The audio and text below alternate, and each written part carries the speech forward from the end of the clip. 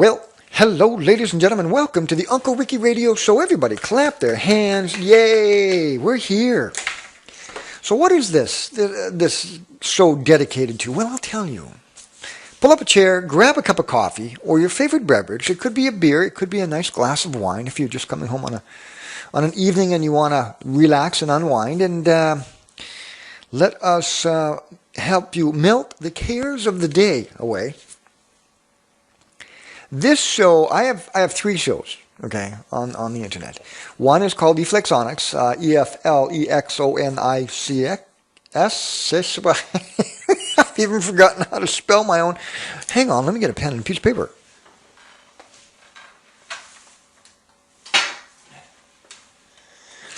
It's pretty embarrassing when you can't spell your own. Well, EFLEXONICS.com, Eflexonics. Now, what Eflexonics does is it shows people, business owners, small and medium and large companies, but mostly small and medium, how to work with technology and the newest technology that's out there and what's easiest and I always do the free stuff. I love free stuff because as a business owner, you got to have free stuff because you can divert other funds to your business if you get free software and free hardware. Well, not free hardware, but free software. And there's a lot of stuff going on at that show. So check us out, eflexonics.com. And there's a second show called Healthy Tech Talk. And what happens there is I'm a reflexologist and a holistic health practitioner. So I teach the computer user. See, once I teach you how to work with technology and what the hottest trends are and stuff, I teach you how to be relaxing in front of your own computer terminal. So I teach you how to relax in front of your monitor, okay? Because a lot of people, they hang on to computer-based stress, and that is not good. Now, the third show is called Plodcasting. Now, why would I name a show Plodcasting? Because we're plodding along. It's a podcast and plodding along. So we're plodcasting, and this is what we call a spillover show, where I have such great research. I take my Superphone, my Motorola Atrix Superphone, and I have about, 13, 14 newsreaders that I research, and then I email that article to myself. And then I email it the stuff that's related to technology. I email it to Eflexonics, my Eflexonics at Gmail. The stuff that's related to Healthy Tech Talk, I go Healthy Tech Talk at Gmail.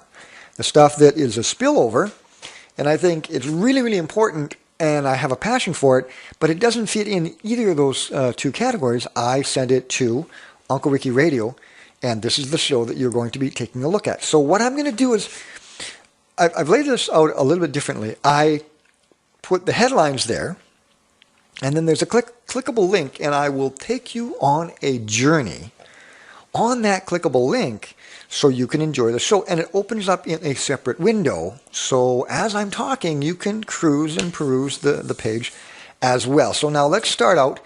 Kindle Fire is here and it's smoking out the competition. Have you heard about this thing?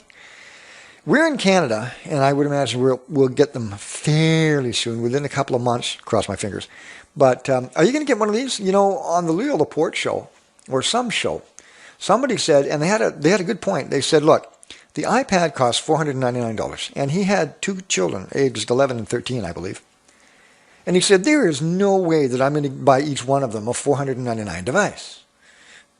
He said, but I will get them a Kindle apiece, a Kindle Fire. It's $199, so for $400, he could give two kids a competitor to the iPad. Now, let's face it. This Kindle Fire thing, it doesn't have cameras. Big deal. It doesn't have a gyroscope. Big deal. See, what they did is, and I think Amazon's really smart, they took the core of what people do. Okay, what do they do on a tablet? They read magazines. They read books. They can play some games, but not a lot. They play some games like Words with Friends and stuff like that. The major things that people do on a tablet is quite small. And what they did is they built those things into the Kindle Fire. And who needs two cameras, you know? Unless, and here's, okay, so let me put it this way. do you have, you personally have a tablet out there? And how often do you use the camera on your iPad or your Zoom or your Playbook? Playbook. You can pick one up now for $299. $299, yes. Or your, what's the third one? Oh, the Galaxy Tab from Samsung. Now, do not laugh at me because I'm very, very seriously considering buying a Motorola Zoom tablet. Oh, yeah, I hear the chuckles out there. But consider this, boys and girls. The Motorola Zoom comes from the factory with 32 gigs of RAM. All the others, their base model comes with 16. Aha, double the memory. You say, okay, well, that's all right. So there's one thing. The other thing is the cameras are as good or better than iPad. The cameras in the Galaxy Tab and the Motorola Zoom are the exact same. I believe one is a 2 meg and one is a 5 meg. And on the iPad, they have lower standards on their cameras. So better camera, more storage. Aha. The Motorola Zoom comes with HDMI out. Now, when I go on and do my seminars, it's going to be nice to be able to hook up a tablet to my projectors or my big screen HDMI. None of the other tablets have that. Another thing is, you take a look at your tablets now, your iPad and your Galaxy Tab. Does it have an SD card slot? No. Motorola Zoom does. And the Zoom, yes, the Zoom is heavier. And my wife and I was down to Sears the other day, and I actually got to hold and play with the Zoom and the Galaxy Tab for 10 minutes. And I'll tell you what, that Galaxy Tab, oh, just what a beautifully elegant, sleek, sexy pad that is. It's just gorgeous for a tablet. But when you start comparing dollars for dollars, my money is on the Motorola Zoom. It is a little bit heavier, but you get so much more. You get so much more for the money. And now remember, when the Zoom first came out, it was $800. And everybody in droves said, what are you talking about? $800. The iPad is a screaming success, and it's $499. Are you crazy? Are you nuts? So I think what happened was there was a mass exodus of people that just slapped Motorola in the face and said, you're an idiot. Really, seriously. You bring out a tablet, it's not as refined as the iPad, and that's right. It's not as elegant. It's not as beautiful. It's not as sleek. And you charge $300 more for that particular tablet than you do the king of tablets, talking about the iPad. So they learned their lesson. Now that $800 price tag has gone down to $499. That's where it should have been to begin with. So my money now, of all of them, of all of the tablets, I'm going to go get a Zoom, and I'm going to get it closer to Christmas because it might, I mean, hey, you never know, it might go on sale. So up until now, I have not heard so much buzz about a single device since the iPad. Now read along with me, ladies and gentlemen, boys and girls. On an exciting adventure, Kindle Fire, the tablet that knows your next move. And you know, I think they did a really, really smart thing. Come on. Amazon isn't selling just a tablet. You got to know that. They're selling an infrastructure. Come on, they've got Amazon Prime. And Prime is a big competitor to Netflix. It's not there yet. They don't have as many movies as Netflix, but believe me, they're going to get there in the next couple of months, I have no doubt. And we have a Netflix account. I have no doubt that Amazon will beef up their Prime movie selection. I think it's $80 or $85 a year you pay one lump sum, and you can get their Prime. Now, here's the thing about the Kindle Fire. The Kindle Fire is going to come brand new, okay? So you order a Kindle Fire and they personalize it for you. They put your account there. And don't think, if you're Canadian and it's only sold in the U.S. now, don't think that you can buy it and have things work, because you have to have an American address, an American account, like a credit card account, and all this kind of stuff. Don't be disappointed and buy it from the States yet, Canadians, because you'll find a lot of stuff won't work, and then you'll be really upset. Wait until it comes to Canada. But anyway, when you get this new Fire, it will come with 1 free month of free movies from their Prime. And then they've got, their guarantee to you is this, that as long as you own your Kindle Fire, all of the stuff that you bought from Amazon, they will store in the cloud. I think that's brilliant because then that means you do not have to have a lot of memory in the device itself. Now, here's something that a lot of people are thinking about. The device itself only comes with 8 gigs of memory, and they say, "Oh, come on, I would never buy something with 8 gigs." You got unlimited storage in the cloud. What a brilliant marketing strategy that Amazon has. They're not dummies, those guys. They are smart. So remember now, they're not just selling a tablet. Everybody else is selling a tablet.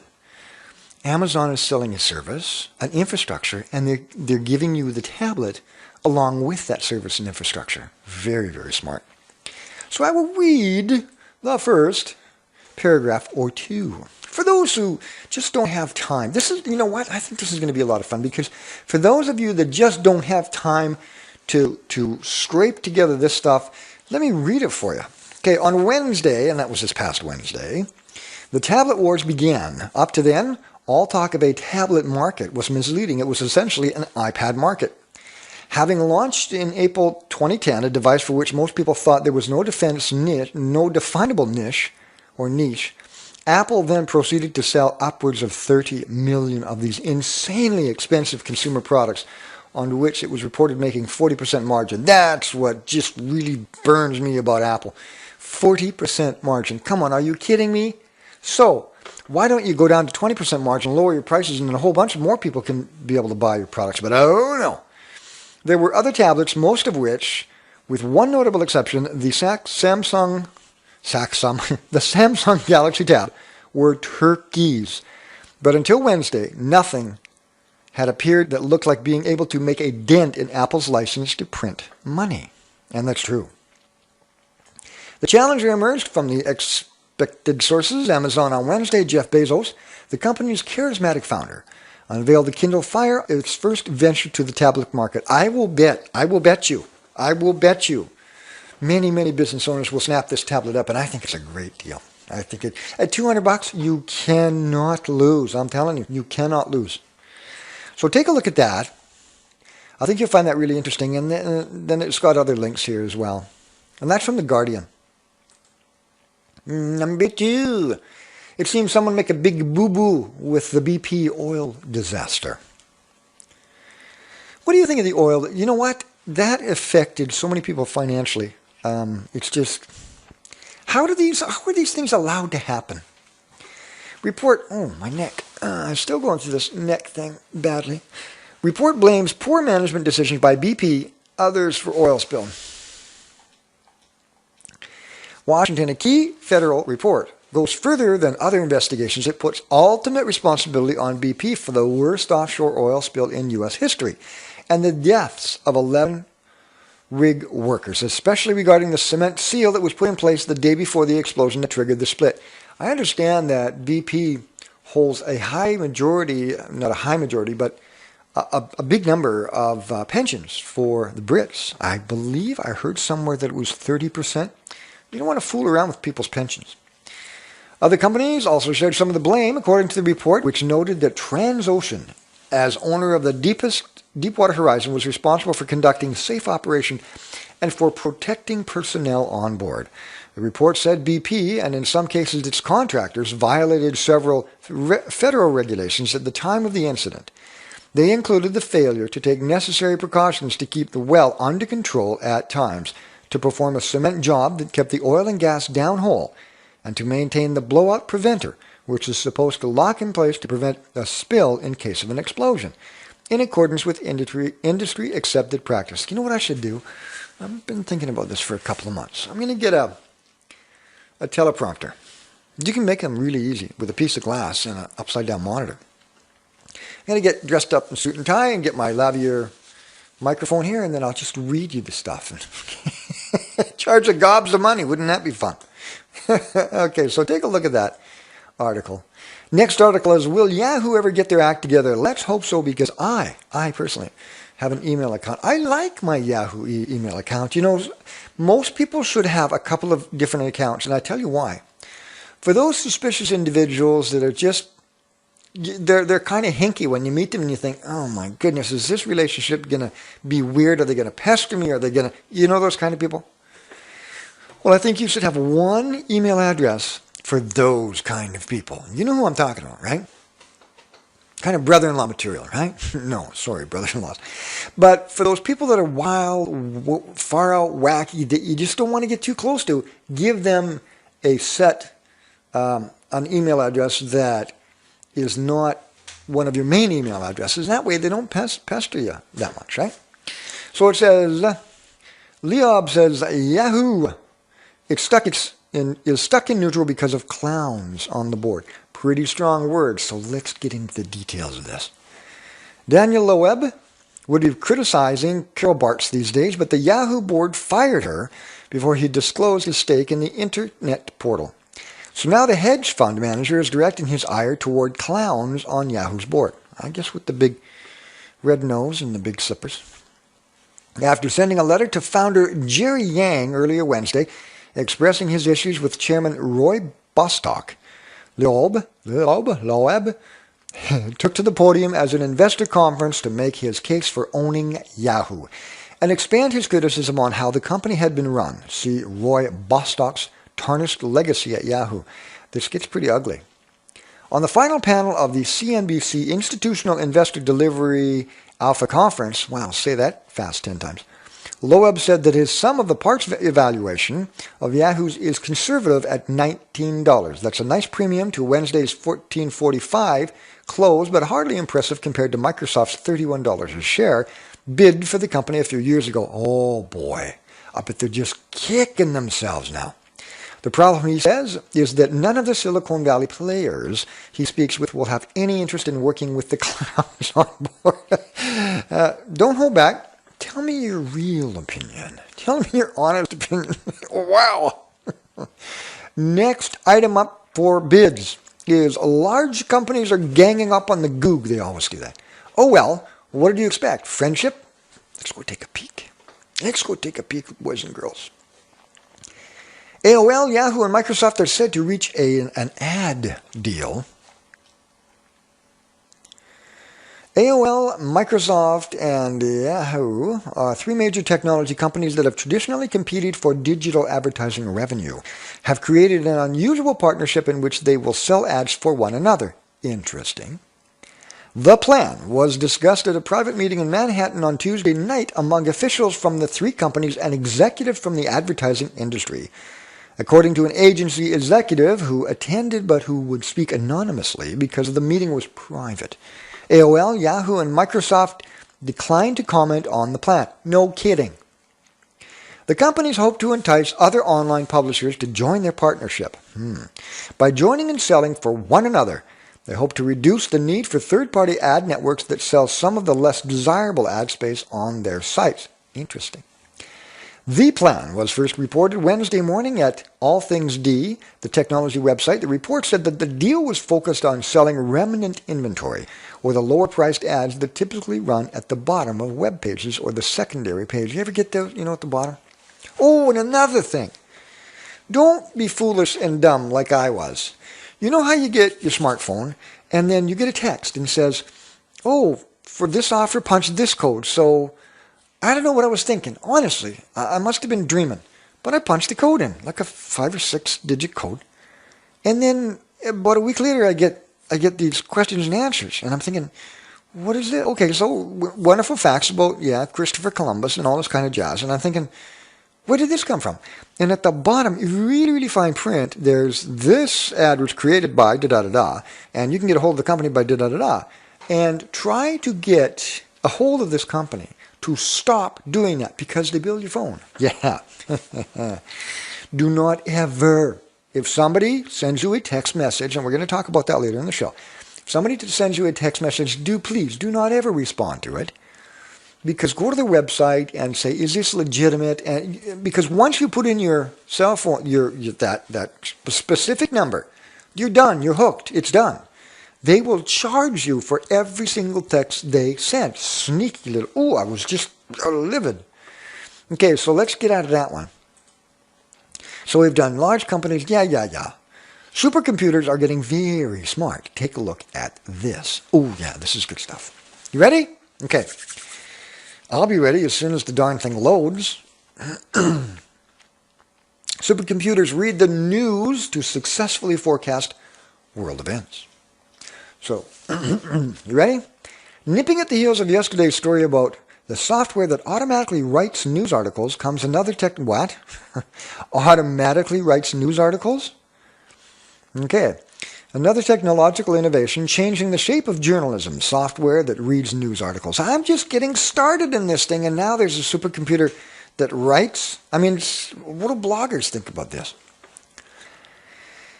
Kalev Letaru of the University of Illinois determined that using the Nautilus SGI supercomputer to analyze news stories can help predict major world events.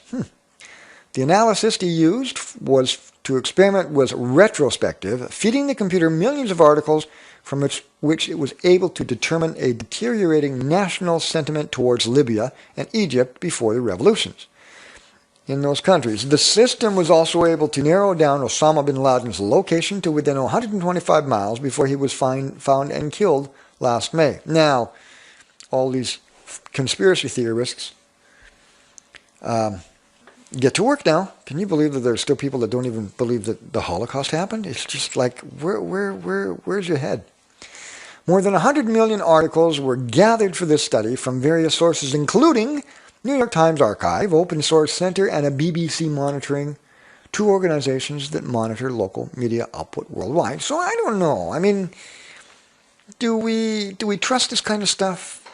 Could a political science person have done a better job or just as good a job as this computer? When I see these reports, I'm thinking, yeah, kind of fuzzy. I don't exactly trust it all that much. Hey, this is exciting. One of our videos, mine, got featured on a popular website. Check it out. So a couple of months ago, I'll bet you 6 months ago, I was cruising the net for research for my two shows then. And I came across a link for the good folks at Citizens for Safe Technology. And I started reading, and I'm an electronics technician, and I know the effects of Wi-Fi. And they put on a really good case, and I really liked what they had to say. So I did a little blurb, and I sent them a note, and I said, hey, I blogged about your company, and I really appreciate it, and I really support what you're doing.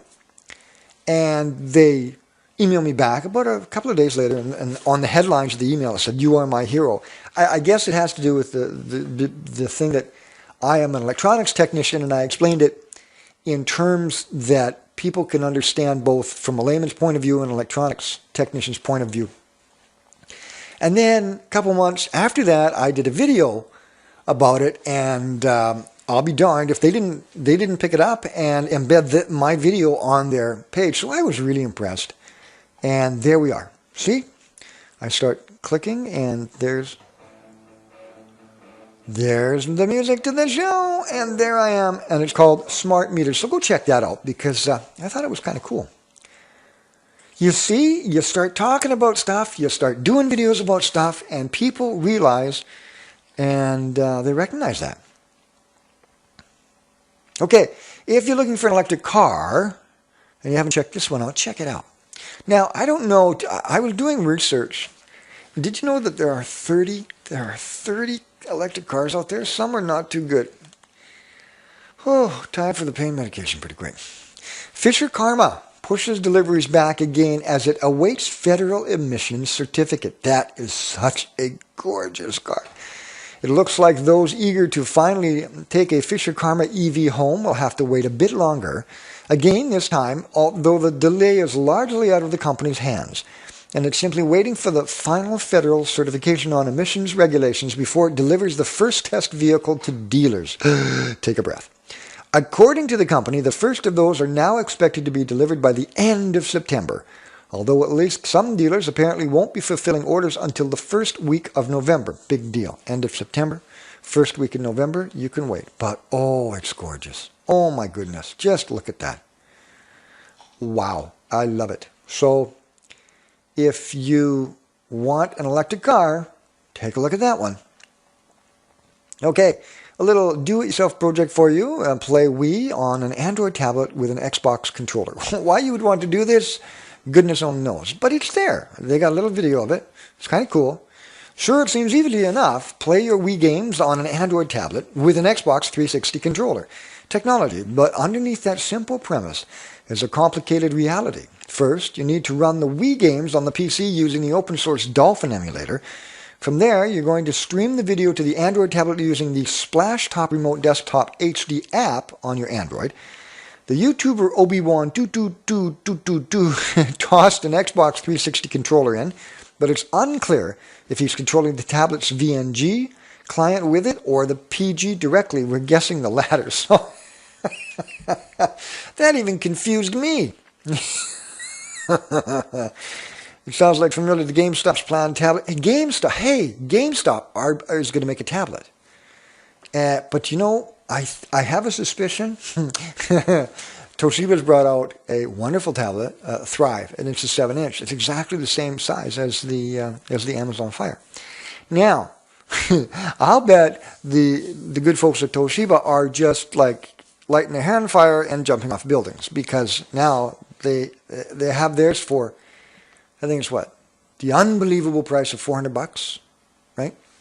And now this other one comes in, the Amazon Fire, at $200, and it's just going to absolutely flatten. It's just going to scalp the Thrive, the Toshiba Thrive 7-inch tablet. It's down the toilet. They're going to have to.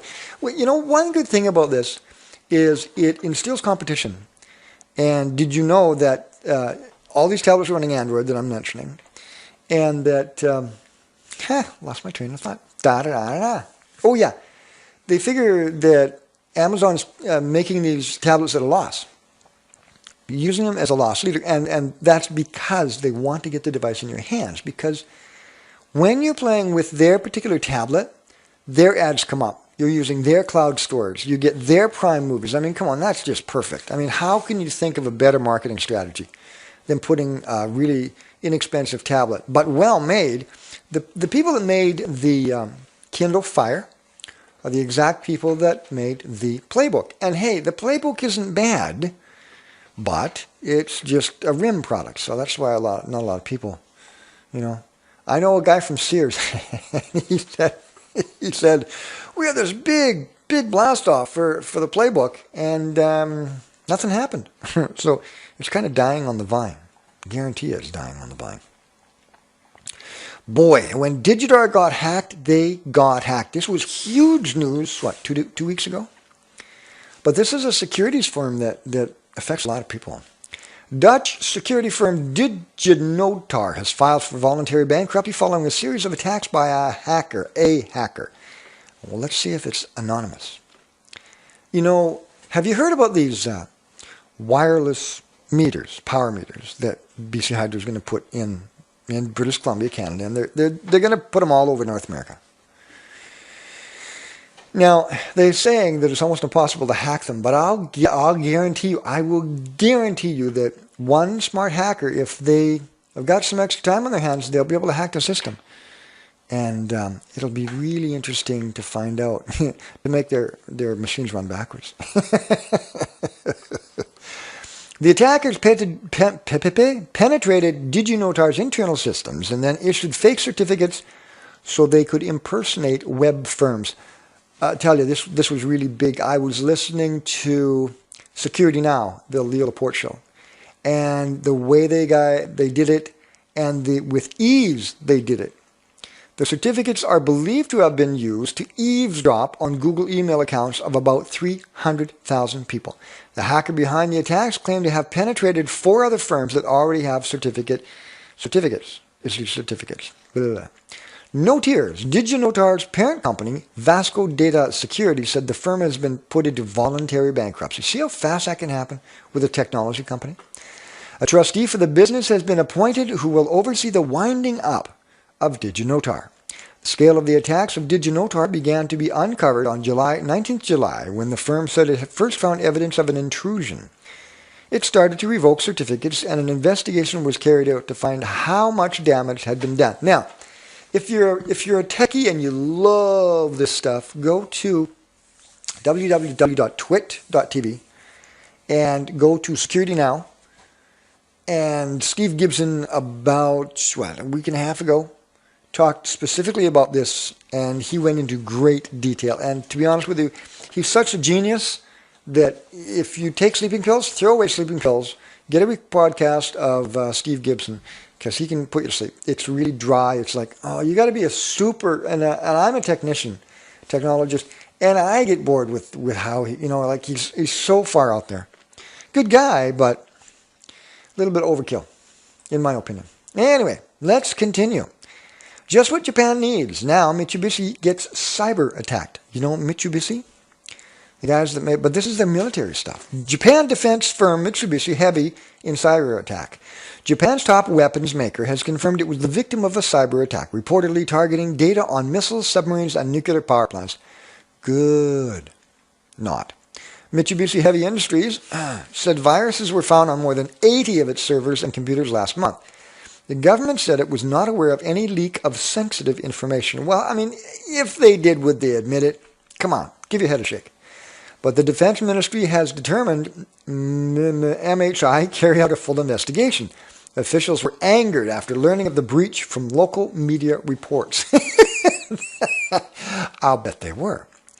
Speaking at a news conference on Tuesday, Japan's defense minister, I'm not even going to pronounce his name, said the cyber attacks had not succeeded in accessing any important information, but MHI would be instructed to undertake a review of their information control systems. What are you doing? It's kind of like Sony. This is the least thing that Japan wants to have on their minds right now because of all the tsunami and, oh my gosh. So take a look at that. Is spam text messaging an issue for you? It will be soon. See, that's what I was talking about earlier in the show. When somebody sends you a text message on your phone, please don't respond to it, because by the time I got to it and stopped the service, it cost me, I think, $25, because every few days they would send me another wonderful little tip that was completely useless to me. But that's how they do it, right? They sucker you in. I have no idea what I was thinking that day. There's been a rise in a number of complaints about spam text messages. The Information Commissioner's Office received 618 complaints about them in April 2010 and April 2011. The number has increased to 1,008 in just the last 5 months, which the ICO says is only the tip of the iceberg. Research from the Direct Marketing Association suggests more than 8 million spam texts offering anything from insurance claims to loans are sent out every day. In my case, it was I forget how they worded it, but they worded it very craftily. And my wife would get these telephone bills, and she'd say, well, why are these text messages doing? And I just don't text. I mean, a couple of months ago I started texting, but I don't text, right? So I thought, well, something's really odd. So I investigated, but it cost me a few bucks before I got out of it. So anyway, if you are bothered by those, take a look at this article. I'm trying to give you stuff that would help you, boys and girls. Okay, you ready? I think GE is on the right track, but they believe in openness, but time will tell. Now, okay, so we've got Apple, right? Walled garden approach, Steve Jobs. I love his products, but I think it's a little bit weird because you are going to get an experience that Steve Jobs wants you to have. And if Steve Jobs sold us cars, we would all be driving Ford Focuses. Every single one would be Ford Focus. We'd have our choice in colors, but you would have one car. So Android comes along, and that's why we got Android phones, my wife and I, and that's why we'll get an Android tablet. It promotes open source and freedom from that walled garden experience. Now, are there challenges with open source? Absolutely. I mean, some of the stuff that's on Android is just crap. So you have to be very careful. You have to educate yourself more than if you're buying an Apple product, because Apple products, you know what you're going to get. Android, you do not. So there you go. GE's Beth Comstock on why openness is good for our business and the world. Well, a breath of fresh air. Many people don't associate big business with social responsibility. Beth Comstock, the Chief Marketing Officer at GE, thinks it's completely backwards. Nice. Comstock believes the key to business success is innovation. Innovation is driven by understanding and responding to the world's needs, she said, quoting GE's founder Thomas Edison at the Social Good Summit Tuesday.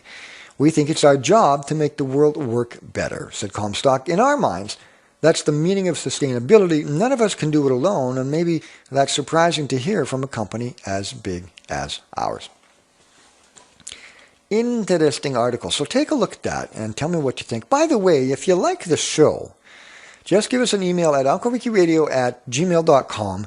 And our phone number is 778-800-0246. Please, no more Chinese callers. I had a woman that was phoning me a couple of weeks ago, nothing but Chinese. I can't answer you in Chinese. I don't speak Chinese, so I'm sorry. I apologize that I could not answer you. I do not speak Mandarin. I felt so bad because she phoned me 3 times, right? Wow, strange. Okay.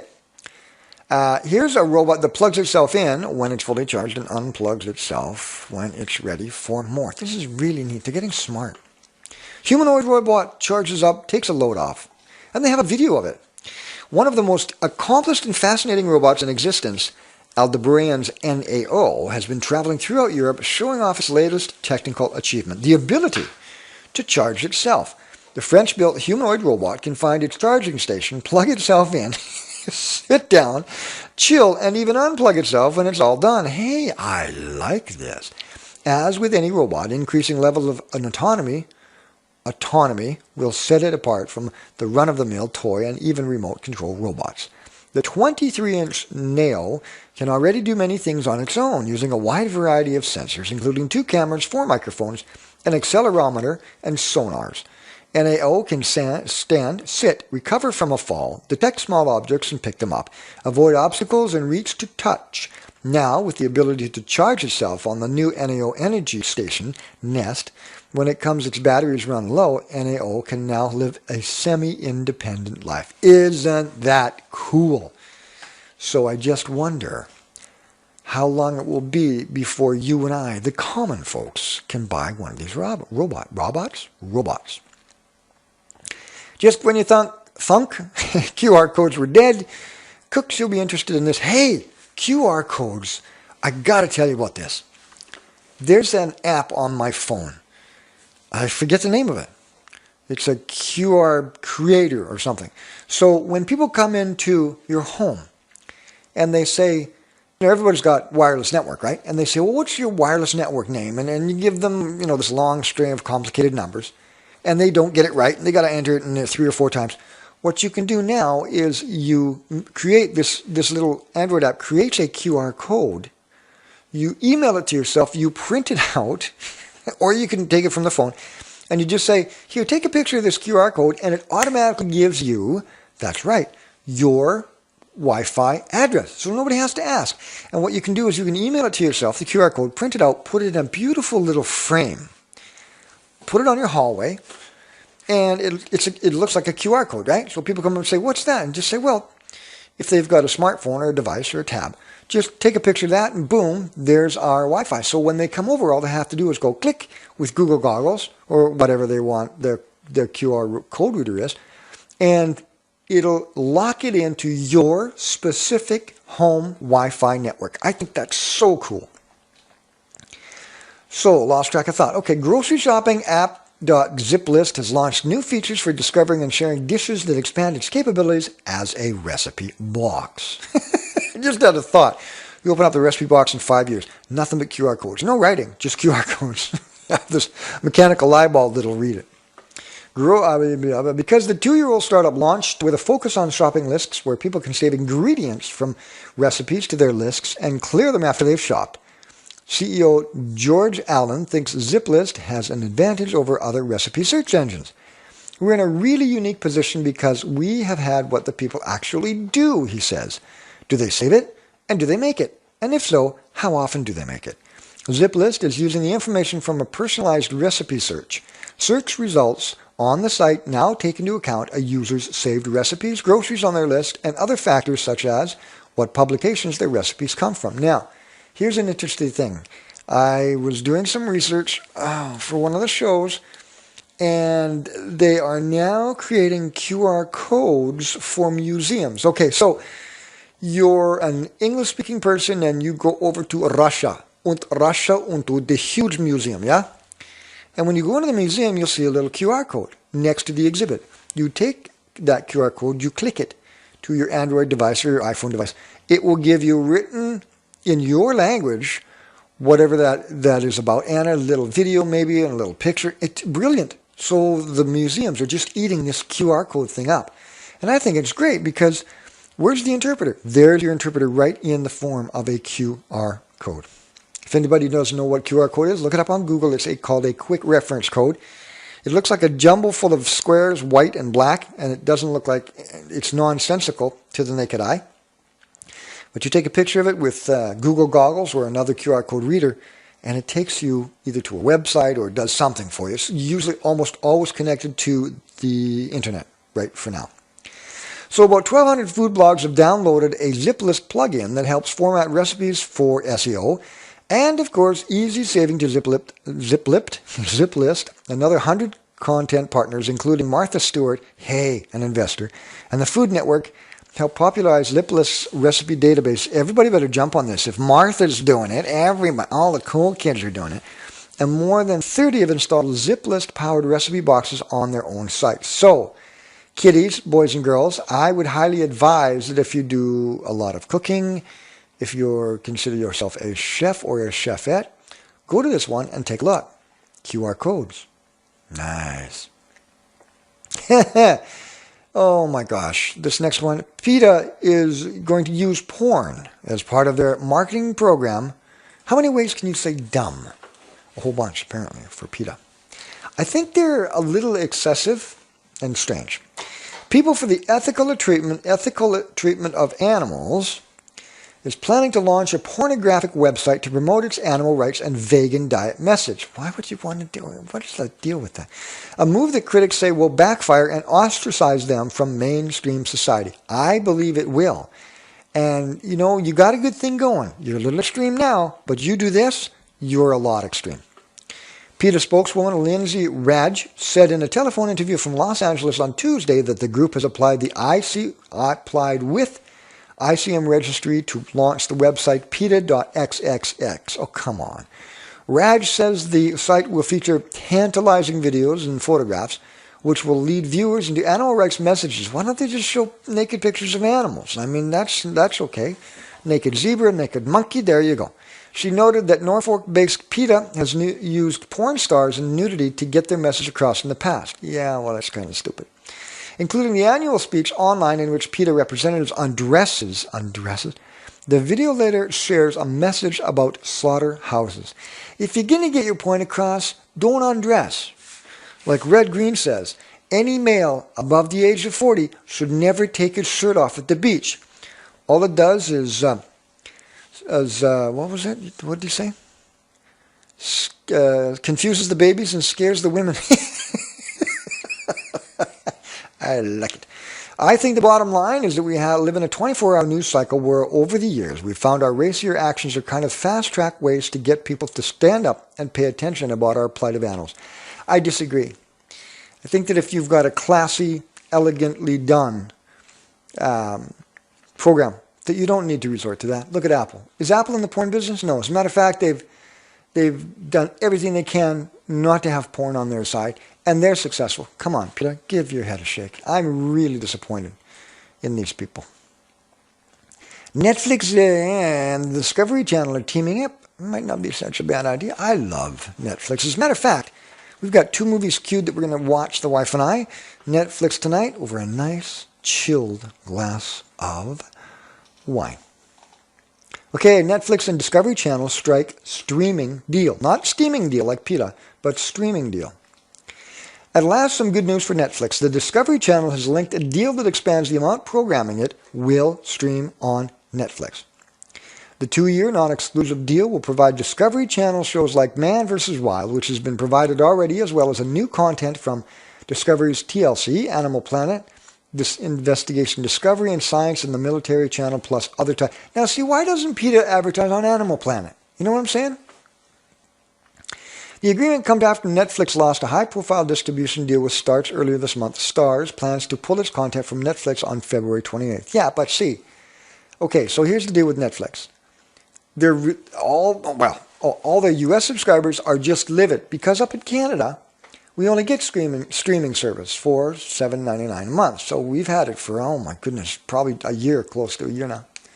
So in the States, they had $7.99 a month, and I don't quote me if I'm wrong, but I think for that price, they got 3 CDs mailed to them a month and streaming, right? So now Netflix divided it in 2, and they chopped off they're sending you the DVDs 3 a month because I think it was costing them too much money, but they did it in such a horrific way.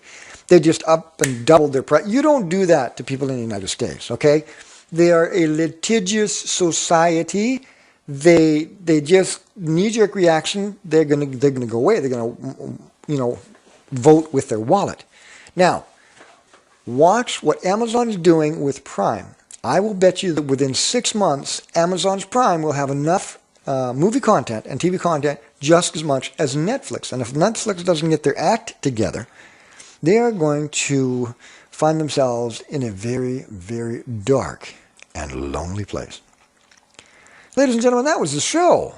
I enjoyed myself. Did you? Good. Are you finished your coffee or your glass of wine or whatever you're drinking? So this is the first show, October 1st, on the Uncle Ricky Radio Show. So I promise that next shows will be just as exciting and just as entertaining. And I think what I'll do, I'm working on a couple of things, and I'll come back and I'll also ask your opinion. But again, any opinions for the show, I'd appreciate just sending it to unclerickyradio@gmail.com. Our Magic Jack phone number is 778-800-0246. Please, no more Mandarin calls, because I don't know any interpreters. All right, thank you so much. I'm going to close this browser down now and wish you a very, very good day and a happy weekend and a whole bunch of joy your way. All right? This is Rick Haaland for the Uncle Ricky Radio Show. We will see